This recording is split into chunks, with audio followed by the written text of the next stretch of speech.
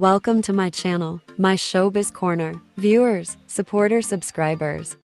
Dahil matagumpay at sold out ang kick-off concert ng SB19 sa Philippine Arena, kamakailan lamang ay gawing film ni Paolo Valenciano, director ng naturang concert, dahil binati siya ni Jed Regala, isang director noon sa pagtatag dokumentary ng SB19.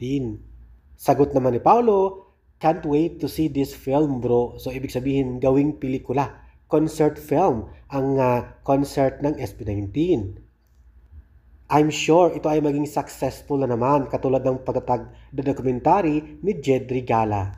At ito nga, pinagandaan na ni Paolo Valenciano ang concert film at Precision Digital Broadcast Solution Incorporated concert ng SB19 sa Philippine Arena.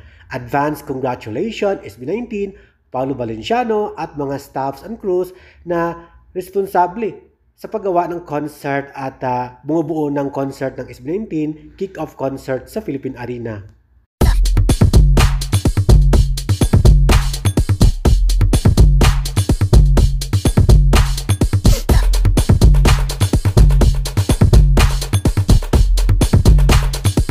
Thank you for watching, guys. See you in the next video and update. Please like and subscribe to my channel. Keep watching. God bless everyone, and always remember, be yourself and be a good one.